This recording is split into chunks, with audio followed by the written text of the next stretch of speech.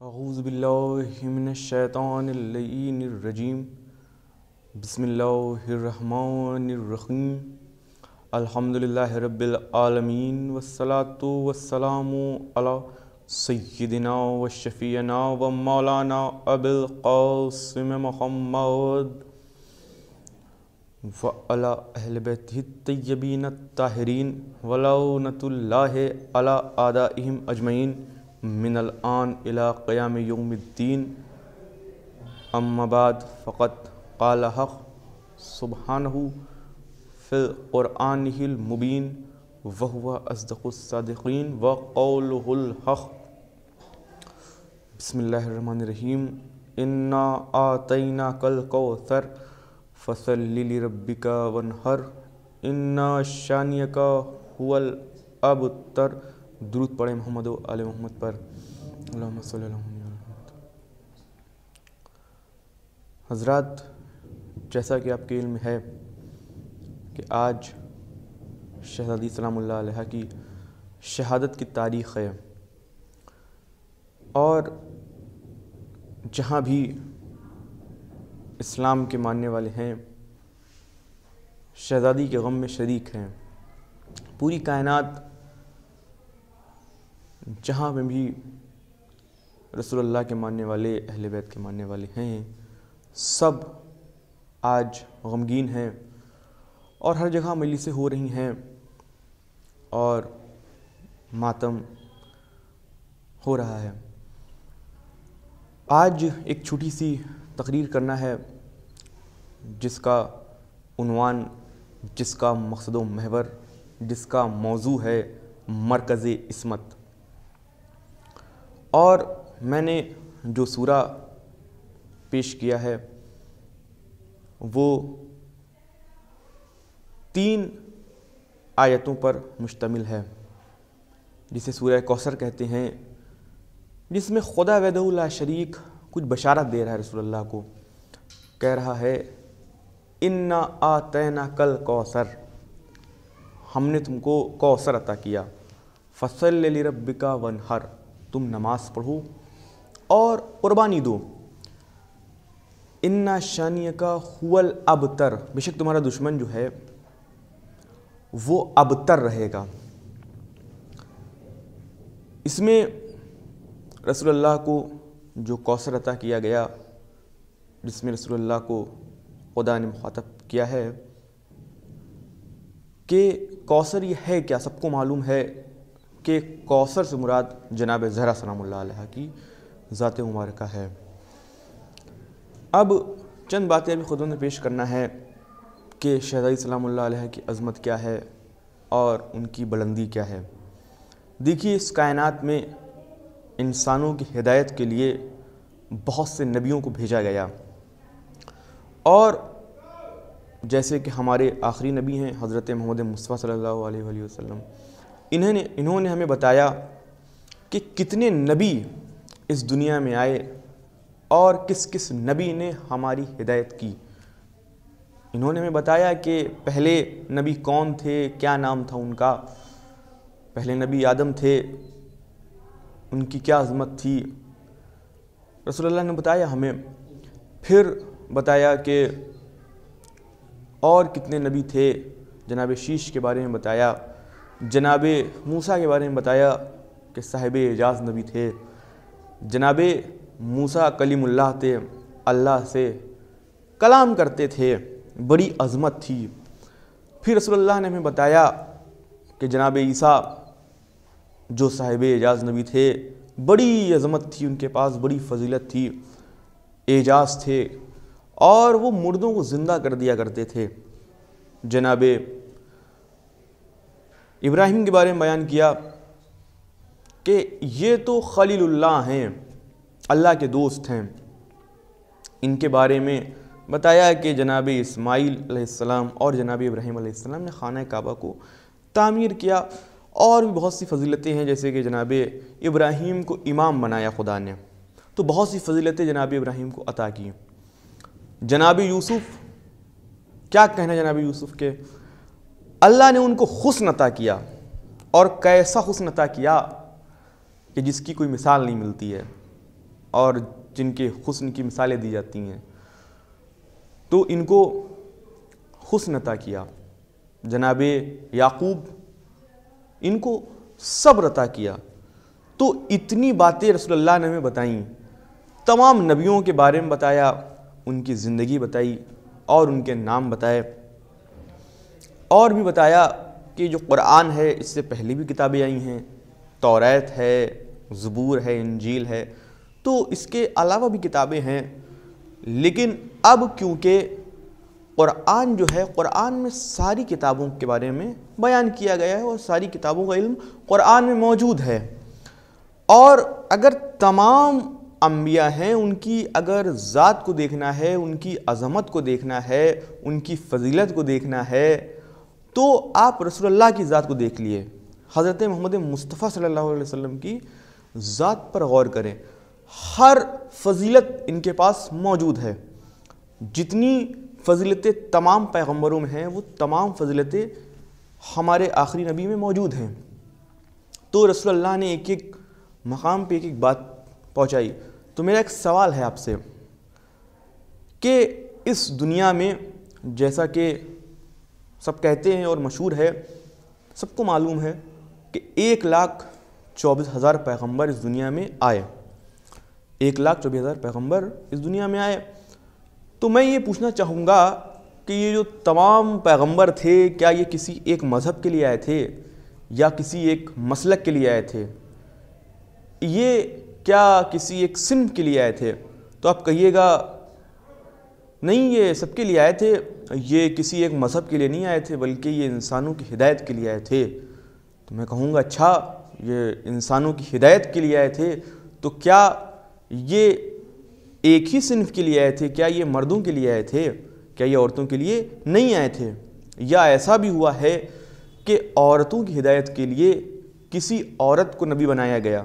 تو کہا نہیں، یہ جو نبی آپ کہہ رہے ہیں، یہ تمام نبی جو تھے یہ سب کی ہدایت کے لیے آئے تھے، مردوں کی ہدایت کے لیے بھی آئے تھے اور عورتوں کی ہدایت کے لیے بھی آئے تھے۔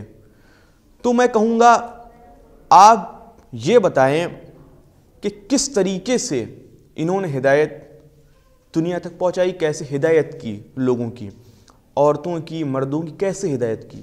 کہا کہ سب کو بیان کیا اسلام کا کیا حکم ہے، ایک ایک حکم انہوں نے دنیا تک پہنچا دیا۔ تو میں کہوں گا کہ تمام مردوں کو جس طریقے سے اللہ کا حکم ان تک پہنچایا، تو کیا اسی طریقے سے تمام عورتوں تک بھی اللہ کا حکم پہنچایا؟ تو کہا بے شک پہنچایا۔ تو میں کہوں گا کیا یہ طریقہ تھا کہ تمام مرد یہاں ہوتے تھے، جس مسجد میں تمام مرد ہیں وہیں عورتوں کو بلا کے تمام احکام بیان کر دیے جاتے تھے؟ کہا نہیں، ایسا نہیں ہے۔ تو ہم نے کہا کیا ایسا ہے کہ تمام مردوں کو جو باتیں بیان کی جاتی تھیں ان کے ساتھ جو عورتوں کے احکام ہیں وہ بھی بیان کر دیے جاتے تھے، اور کہا جاتا تھا تم اپنے گھروں کو جانا اور تمہاری جو بہنیں ہوں، تمہاری جو بیوی ہو اور تمہاری جو والدہ ہو، تمہاری جو بیٹیاں ہوں، سب کو بیان کر دینا یہ احکام۔ تو کہا کہ یہ بھی نہیں تھا۔ تو ہم نے کہا کہ تھا کیا؟ تو ہم نے کہا کہ آپ جو ہیں حضرت محمد مصطفیٰ صلی اللہ علیہ وسلم کو آخری نبی مانتے ہیں، وہ جو ہیں تمام دنیا کے لیے مشعل راہ ہیں اور تمام دنیا کے لیے ہدایت ہیں، نمونہ عمل ہیں۔ انہوں نے تمام احکام جو ہیں خدا وحدہ لا شریک کے تمام احکام دنیا تک پہنچا دیے ہیں۔ تو کہیں گے بے شک۔ تو ہم کہیں گے کہ یہ صرف انہوں نے حکم نہیں پہنچایا، خدا وحدہ لا شریک کے تمام احکام نہیں پہنچائے بلکہ ان پر عمل بھی کیا، یعنی کہ یہ نمونہ عمل بھی ہیں۔ انہوں نے صرف پیغام کو نہیں پہنچایا، صرف حکم کو نہیں پہنچایا، بلکہ یہ سب کے لیے نمونہ عمل ہیں۔ تو آخری نبی جو ہیں نمونہ عمل ہیں، اور آخری نبی کی ایک خاصیت اور ہے۔ دیکھیے تمام خاصیتیں جو ہیں تمام پیغمبروں کی سب رسول اللہ میں موجود ہیں، لیکن رسول اللہ کی ایک خاصیت اور ہے کہ ان کے بعد دوسرا نبی نہیں آئے گا، دوسرا نبی ان کے بعد نہیں آئے گا۔ تو ان کے اندر تمام کمالات موجود ہیں، یہ تمام احکام دنیا تک پہنچائیں گے اور ان پر عمل کریں گے۔ تو رسول اللہ جو ہیں مردوں کے لیے نمونہ عمل ہو سکتے ہیں، لیکن عورتوں کے لیے نمونۂ عمل کیسے ہوں گے؟ تو کہا کہ آپ ہم سے نہ پوچھئے، آپ رسول اللہ سے پوچھئے۔ ہم نے کہا ٹھیک ہے، ہم رسول اللہ سے پوچھتے ہیں۔ تو جب ہم مزمل مدثر کی بارگاہ میں گئے اور ہم نے اپنے دست ادب کو جوڑا اور کہا اے رسول آپ ہی بتائیے کہ آپ جو ہیں کہ تمام کائنات کے مردوں کے لیے نمونۂ عمل ہیں، تو عورتوں کے لیے کوئی ذات ایسی ہے جو نمونۂ عمل ہو؟ کہا کہ تمہیں معلوم نہیں ہے، میں نے ہی تو کہا تھا کہ فاطمہ تو بضعۃ منی، فاطمہ میرا ٹکڑا ہے، فاطمہ میرا ٹکڑا ہے۔ تو مجھے پوری بات سمجھ میں آ گئی، یعنی رسول اللہ بتانا یہ چاہتے ہیں کہ فاطمہ جو ہیں جزو رسالت ہیں، فاطمہ جو ہیں جزو رسالت ہیں، یعنی کہ رسول اللہ میں جتنے صفات ہیں وہی صفات جو ہیں جناب زہرا سلام اللہ علیہ کی ذات مبارکہ میں ہیں۔ تو تمام اوصاف شہزادی سلام اللہ علیہ کو عطا کیے۔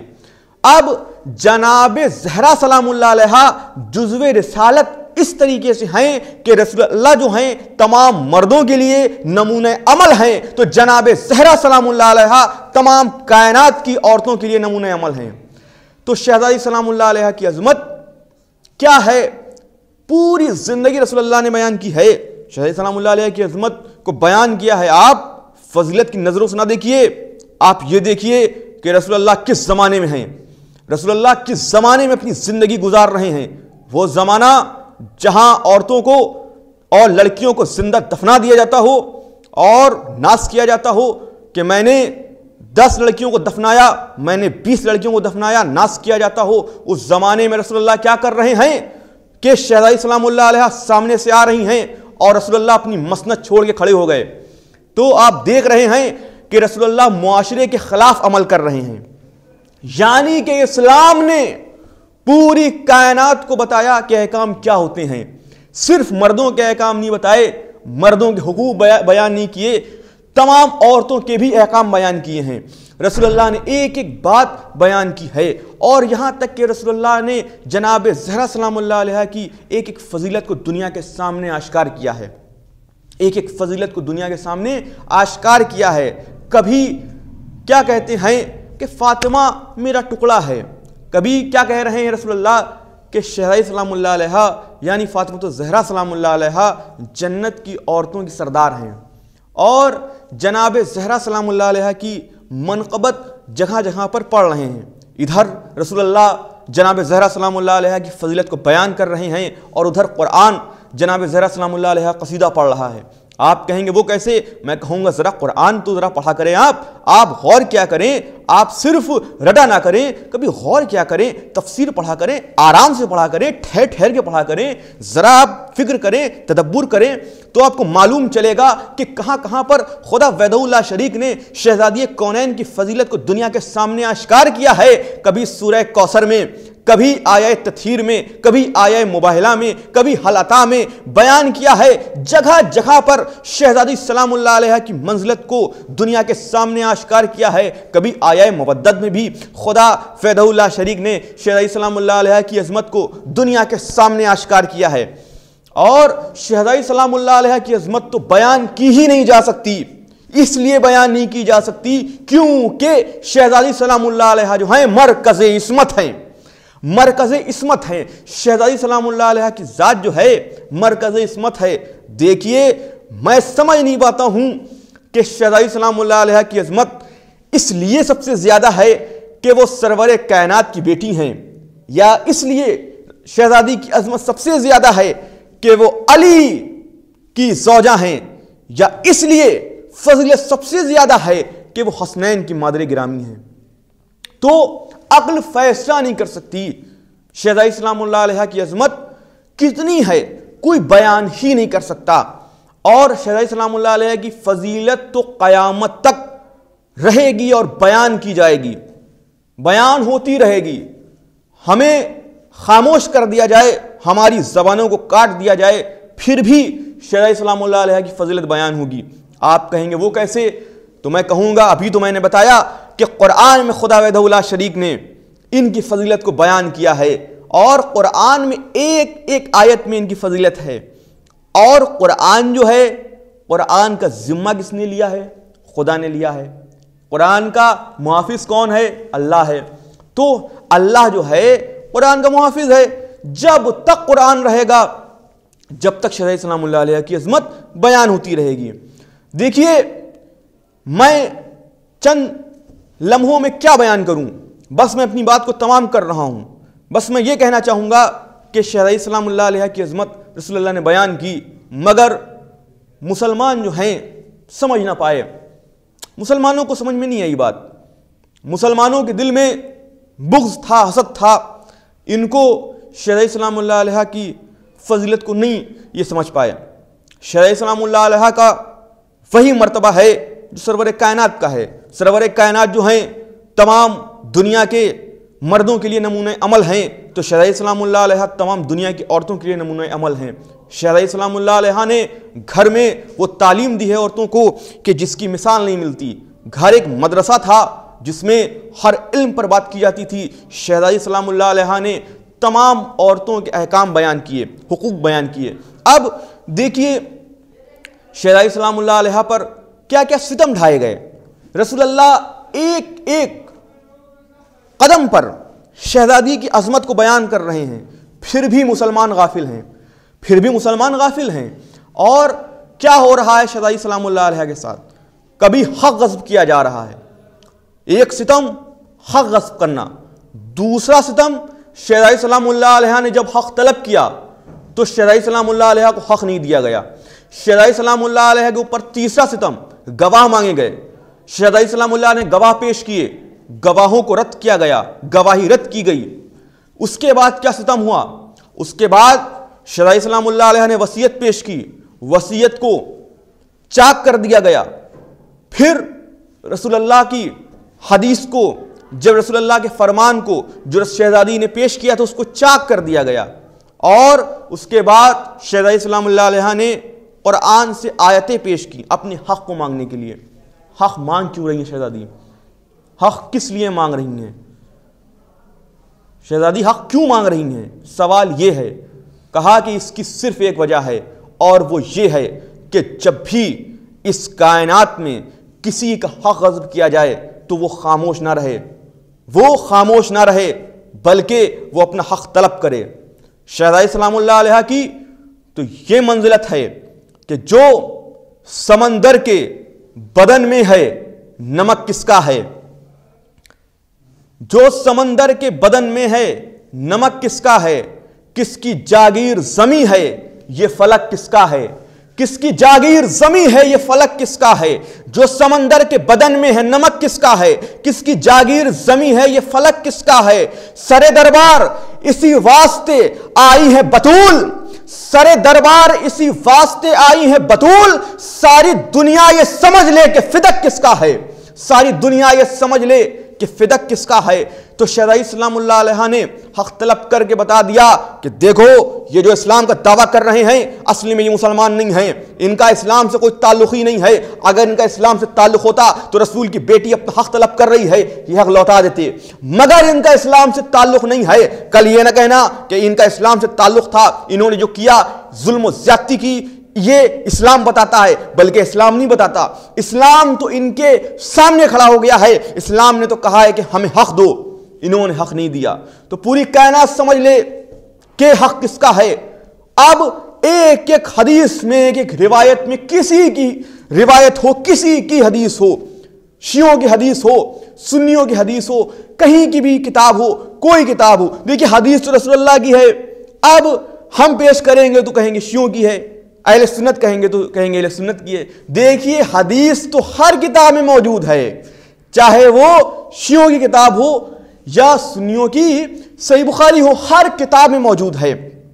اب شہزادی سلام اللہ علیہ کی فضیلت ہر کتاب میں موجود ہے، اور یہ بھی موجود ہے کہ کس نے حق غصب کیا ہے۔ شہزادی سلام اللہ علیہ کا قاتل کون ہے؟ شہزادی سلام اللہ علیہ کا قاتل کون ہے؟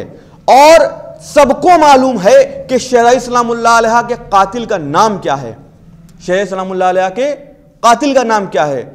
اور میں صرف ایک شعر پیش کروں گا، صرف ایک شعر، بس میں نے اپنی بات کو تمام کر دیا۔ اور وہ شعر یہ ہے کہ عالموں سے اپنے یہ پوچھو کبھی، عالموں سے اپنے یہ پوچھو کبھی، فاطمہ زہرا کا قاتل کون ہے؟ عالموں سے اپنے یہ پوچھو کبھی، فاطمہ زہرا کا قاتل کون ہے؟ تو سب کو معلوم ہے شہزادی سلام اللہ علیہ کے قاتل کا نام، مگر چھپایا جاتا ہے اور ہم کو بھی بیان نہیں کیا جانے دیا جاتا ہے۔ اور شہزادی سلام اللہ علیہ پر سب سے بڑا ظلم تو یہی ہے کہ ان کے قاتل کا نام نہیں لیا جا سکتا ممبر پر، اور کہاں تک دنیا چھپائے گی؟ سب کو معلوم ہے کہ شہزادی سلام اللہ علیہ پر کیا کیا ستم ہوئے، کتنے ظلم ڈھائے گئے۔ ادھر رسول اللہ کی آنکھ بند ہوئی، ادھر شہزادی سلام اللہ علیہ پر ظلم و ستم ڈھا دیے گئے۔ آپ جانتے ہیں کہ مسلمان جو تھے نا کتنا ستم کر رہے تھے۔ ایک مرتبہ مولا علی علیہ السلام گھر میں آئے ہیں، بس میں نے اپنی بات تمام کر دیا۔ مولا علی گھر میں آئے ہیں اور گھر میں آنے کے بعد ایک بات کہتے ہیں، تھوڑا اداس ہیں۔ شہزادی سلام اللہ علیہ نے دیکھا کہ مولا علی اداس نظر آ رہے ہیں، علی اداس ہیں، کیا ماجرا ہے؟ شہزادی سلام اللہ علیہ نے پوچھا کہ آپ اتنے اداس کیوں ہیں، اتنے مایوس کیوں ہیں؟ ایک جملہ ہے مولا علی کا، میں پیش کروں، بس میں نے بات کو تمام کر دیا۔ اور یہ آپ اس جملے سے اندازہ لگائیے کہ کتنے ستم ڈھائے گئے ہیں۔ شہزادی سلام اللہ علیہ نے جب پوچھا، اور شہزادی سلام اللہ نے یہ بھی کہا کہ ہم نے سنا ہے کہ آپ کو اب کوئی سلام بھی نہیں کرتا، آپ کیوں مایوس ہیں، آپ کیوں اتنے اداس ہیں؟ مولا علی علیہ السلام نے کہا کہ میں اس لیے پریشان نہیں ہوں کہ لوگ مجھ سے قطع تعلق کر رہے ہیں، دور ہو رہے ہیں، مجھے سلام نہیں کر رہے ہیں، مجھے اس کا غم نہیں ہے، بلکہ اب میں سلام بھی کرتا ہوں تو کوئی جواب نہیں دیتا۔